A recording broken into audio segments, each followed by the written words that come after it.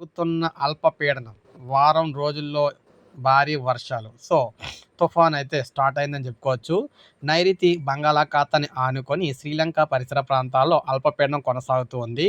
రాగల 48 గంటల్లో ఈ అల్పపీడనం మరింత బలపడే అవకాశాలైతే ఉన్నాయని విశాఖ తుఫాన్ హెచ్చరికల కేంద్రం అధికారి అయితే తెలియజేశారు. అల్పపీడనానికి అనుబంధంగా 5.8 కిలోమీటర్ల ఎత్తులో ఉపరితల ఆవర్తనం కొనసాగుతుందని చెప్పారు. ఫలితంగా వారం రోజుల్లో తేలికపాటి నుంచి మోస్తరు వర్షాలు కురుస్తాయన్నారు. మనం చూసుకున్నట్లయితే ఆల్రెడీ కోస్తా జిల్లాలో గంటకు 40-50 కిలోమీటర్ల వేగంతో ఈదురుగాలు అయితే వీస్తున్నాయని తెలిపారు. గడిచిన 24 గంటల్లో అల్లూరు జిల్లా పాడేరులో అత్యధికంగా 3.24 సెంటీమీటర్ల వర్షపాతం నమోదని చెప్పేసి ఈయనైతే తెలియజేయడం అయితే జరిగింది.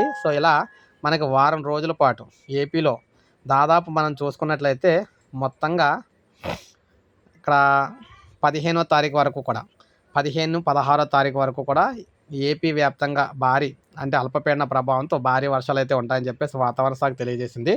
ఇది మనకు తాజా సమాచారం. ఒక లైక్ చేయండి, సబ్స్క్రైబ్ చేసుకోవద్దు, మన ఛానల్ సబ్స్క్రైబ్ చేసుకొని